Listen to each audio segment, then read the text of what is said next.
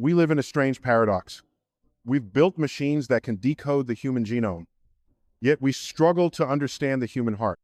We've mapped the stars, landed probes on comets, and transmitted images from galaxies millions of light years away, yet closer to home, many of us feel lost, disconnected from each other, from the planet, and even from ourselves. How is it that in an age where humanity's collective knowledge fits in the palm of your hand, so many still feel adrift? It's like we're passengers on a spaceship Earth-hurtling through the cosmos at 67 miles per hour, orbiting a star that will burn for billions of years more, surrounded by the stunning complexity of life and matter. Yet we keep our eyes closed. We're asleep at the wheel, dreaming while the storm brews. What is this storm? It's not weather, not in the meteorological sense. It's not a hurricane or a solar flare. No, this storm is both internal and global. It's the rising pressure of spiritual amnesia, ecological neglect, moral complacency, and psychological fragmentation. It is a storm of consciousness. We are the only species we know of that can reflect on the past, imagine the future, and question its own place in the universe. Yet, with all this capacity for awareness, why do so many choose the comfort of denial over the discomfort of awakening? Why do we slumber through the very moment when we're needed most? Maybe it's because awakening isn't convenient. It doesn't come through Wi-Fi or get scheduled into our calendars. It requires facing uncomfortable truths, that our civilization is built on unsustainable systems, that our definitions of success have often come at the expense of our mental health, and that many of us have forgotten we are part of a planetary ecosystem, not separate from it. We've split the atom, we've split the genome, but the most dangerous divide we've created is the one that separates the self from the collective, the soul from science, the mind from earth. Somewhere along the way, we stopped asking the most important questions. Not just how does it work, but why does it matter? Not just what can we build, but who do we become when we build it? These are the questions of philosophers, poets, and spiritual seekers. And now, they must also become the questions of scientists, educators, and citizens. Because the storm that's coming isn't about data, it's about meaning. It's about whether we wake up before the systems we rely on collapse under their own neglect. Every civilization in history thought it was invincible until it wasn't. The Mayans, the Romans, the Mesopotamians all believed the sun would never set on their empire. But civilizations are ecosystems. When the balance is disturbed by greed, inequality, environmental degradation, or moral decay, the storm becomes inevitable. And storms, though slow to arrive, never miss their appointment with history. And now, here we are, 21st century humans, with quantum processors in our pockets, microplastics in our oceans, and loneliness in our hearts. And here's the twist. The storm isn't the end, it's the test. The purpose of a storm isn't to destroy in nature. Storms clear away the dead wood, they redistribute energy, they water the soil, they catalyze renewal. So maybe the question isn't, how do we avoid the storm? The real question is, who will we become because of it? Will we continue to cling to outdated ways of thinking? Will we keep looking for enemies instead of solutions? Will we anesthetize ourselves with distractions while the house burns down? Or will we wake up? Because here's what the cosmos has taught us through eons, through star systems, through every equation we've ever solved, consciousness evolves under pressure. Just as stars are born from the collapse of gas and gravity, just as diamonds form under intense heat and force, so too does a new humanity emerge when we dare to confront the pressure of our times not as victims, but as visionaries. This is the moment lightworkers, truth seekers, scientists, and storytellers were made for. Not to run from the storm, but to stand at its center, calm and clear, and speak the truth. And that truth begins with this. You are not here by accident. You are not here by accident. Out of the billions of genetic possibilities, infinite cosmic conditions, and untold probabilities stretching back to the birth of the universe, there you are, awake, breathing, listening, thinking. That alone should stir awe in you. Not fear, but awe is a strange thing in our age. We reserve it for planetary discoveries, black holes, and Mars rovers, while forgetting the miracle of a human being rising each day, trying again. That is awe. That is cosmic. So why do so many sleepwalk through life? Why do so many numb themselves with routine, distraction, and cynicism, while the Earth sends signal flares through floods, fires, rising tides, and silent extinctions? Because waking up hurts. It hurts to see clearly. It hurts to acknowledge that the systems we trust are often engineered for profit, not people, that our education conditions us more for compliance than curiosity.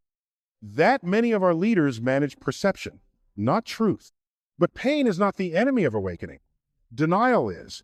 And the greatest act of rebellion in our time may be to feel fully, to feel fearlessly, and to use those feelings as fuel for transformation. So, what does it mean to awaken in the storm? It means recognizing that consciousness is not just a byproduct of biology, it is the navigator of civilization.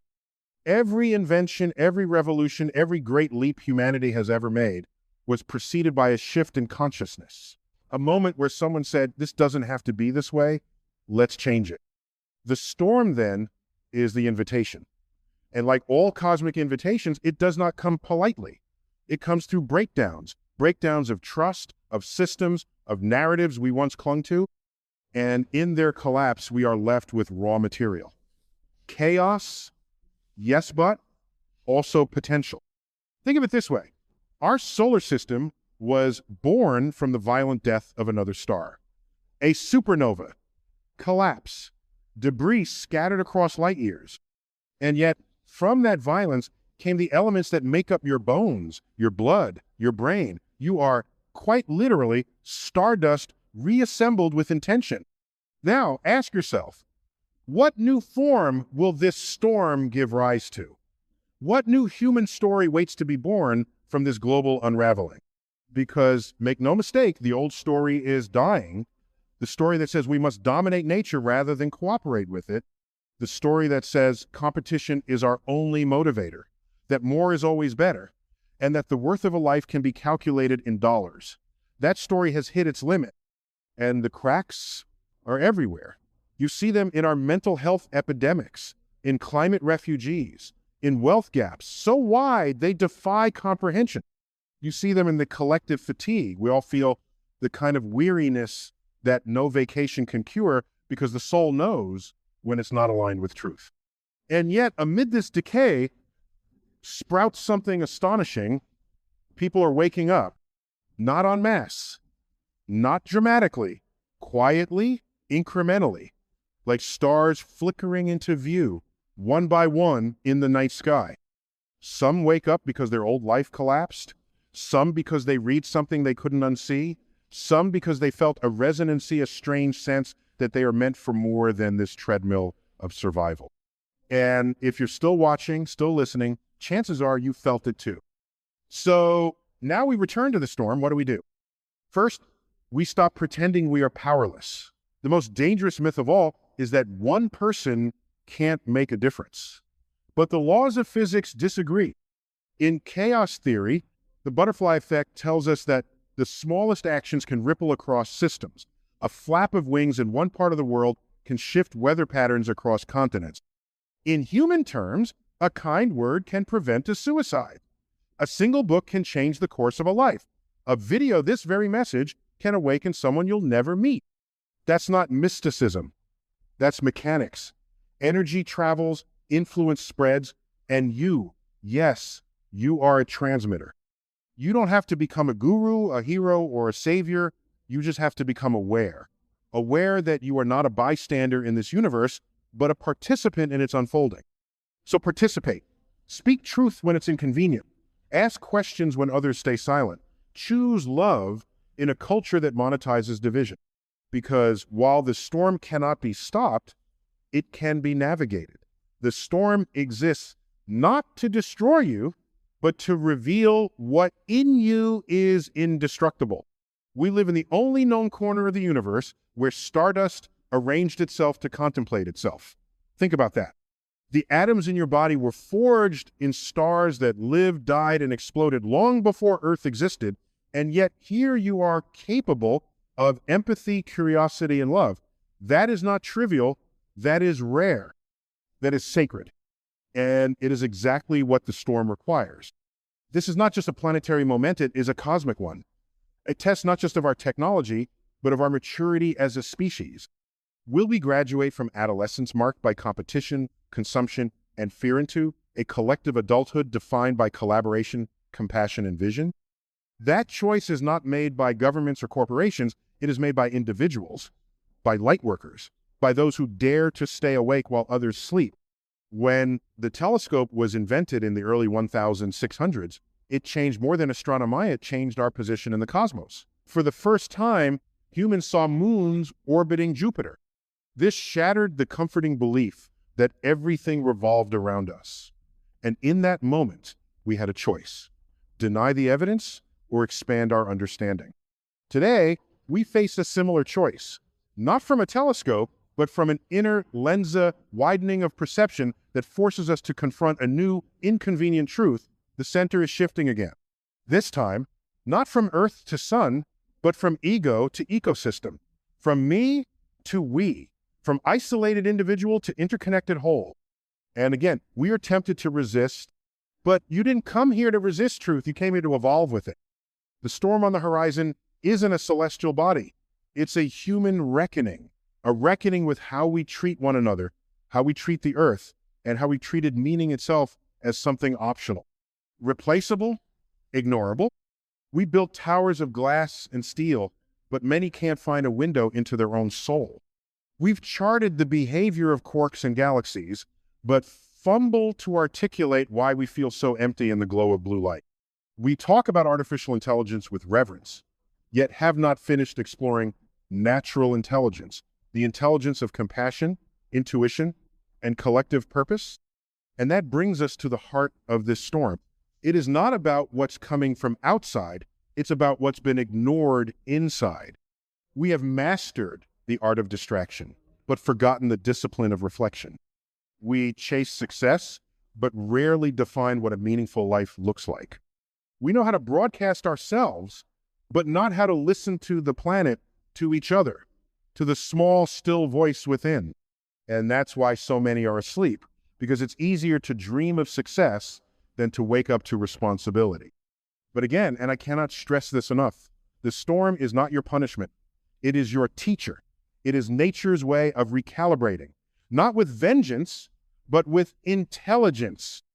You see, in physics, every system seeks equilibrium. A spinning planet balances its momentum with gravity. A cell balances energy production with repair. And human societies, too, must balance their values with their actions. When we exploit, pollute, divide, and consume, beyond reason, there is a correction. And that correction feels like collapse. But collapse is not the end. It is a return to truth. So the question isn't, how do we avoid the storm? The real question is, what will we bring into it? Will we bring more fear, more blame, more disconnection? Or will we bring curiosity? Will we bring empathy? Will we bring the courage to change no just technologies but minds? Because if there's one truth that science and philosophy agree on, it's this: change is constant. Nothing in this universe is fixed, not even the stars. So why should a society built on outdated models of scarcity and separation remain unchanged while the universe evolves? There is a quiet revolution happening now, not in boardrooms, not in laboratories, but in living rooms, in classrooms, in the silent space between breath and awareness. People are beginning to ask better questions. What if success isn't accumulation, but alignment? What if progress isn't linear, but spiral returning to old truths with new understanding? What if the future isn't something we wait for, but something we create every time we choose integrity over expedience, courage over comfort, and wisdom over noise? These are not abstract questions. They are survival questions, civilizational questions, cosmic questions. And the answers won't come from algorithms. They'll come from awakened minds, from you, because the greatest untapped energy source on Earth is not nuclear, not solar, it's human awareness. When a critical mass of people begins to see through illusion, change becomes inevitable, not optional, inevitable. That's not mysticism, that's momentum. So now ask yourself, are you contributing to that momentum or resisting it? Are you a spectator or a participant? Are you asleep or are you awake? And if you're awake, are you willing to stay awake? Because here's the paradox. Awakening is not a one-time event. It's a practice, a discipline. Like astronomy, it requires constant observation, not just of the heavens, but of the inner sky. Your beliefs, your choices, your impact. To awaken is not to have all the answers, but to live in the light of better questions. To awaken is not to escape suffering, but to see suffering and refuse to look away. To awaken is not to judge those who are still asleep, but to stand ready like a lighthouse in the storm when they begin to stir. And they will, because the storm that is coming isn't just breaking things down, it's breaking things open, hearts, minds, conversations, possibilities. So here you are, this particular arrangement of atoms and awareness born, not in the wrong time, but in the exact right time, because the universe, for all its mystery, does not make mistakes. It births worlds, stars, and civilizations with a logic deeper than we yet comprehend. And you are one of its expressions, one of its emissaries, not separate from the cosmos, but a continuation of it. You don't need permission to rise. The moment has already arrived. The storm has already begun. The question is not whether you will survive it. The question is whether you will use it. Use the storm. Let it strip away the illusions, the ones you inherited, the ones you constructed, the ones you wore like armor because vulnerability felt too dangerous. Let the wind howl and expose what's hollow. Let the lightning illuminate what's true. Because clarity often arrives with chaos. And from the earliest moments of the universe, when all matter and energy exploded outward in the Big Bang chaos, has always been the birthplace of new order. The storm is your crucible.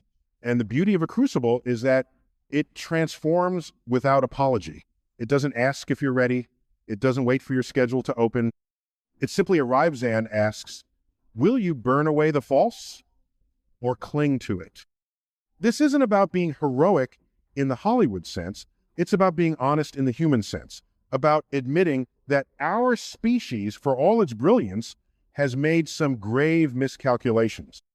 We believe that convenience was more important than consequence, that economic growth could happen without ecological cost, that happiness was something you bought, not something you cultivated.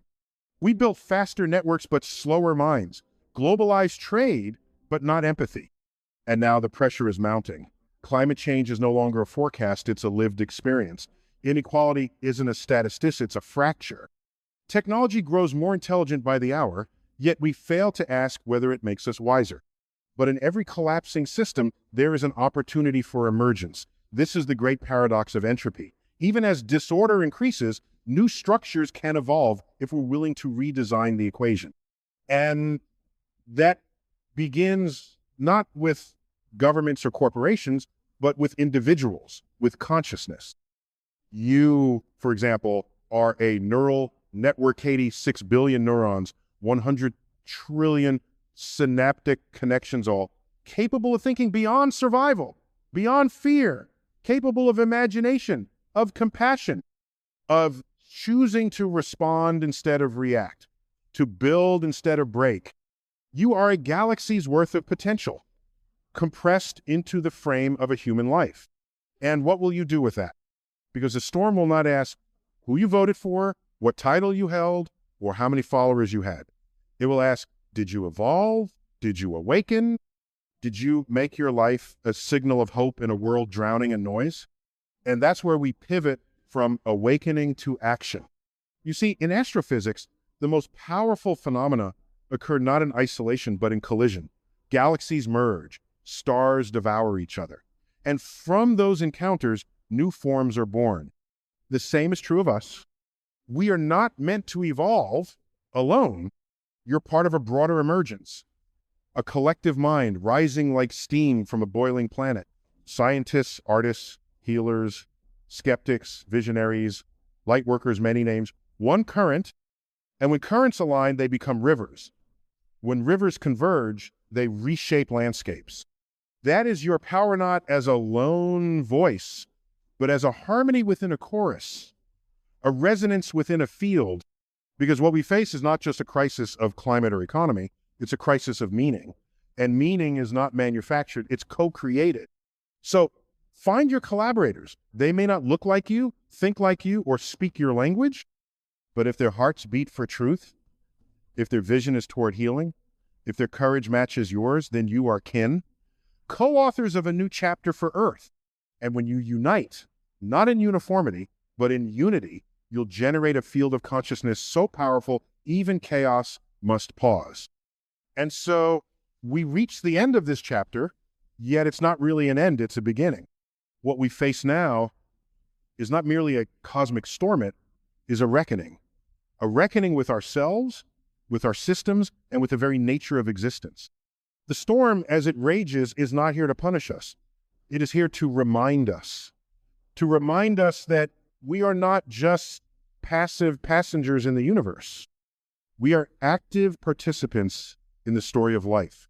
And every choice, every action, every thought we emit contributes to the larger cosmic fabric. As we stand at the crossroads, we must ask ourselves, what kind of world do we want to be a part of? What future are we building with our choices, both big and small? The storm is coming. It is not a matter of if, but when.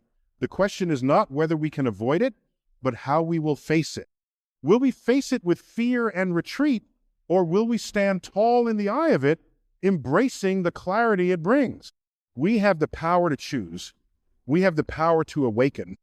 We have the power to rewrite the narrative of our species, not just as consumers or survivors, but as stewards of the earth, as beings who understand that true strength comes from unity, from cooperation, from compassion.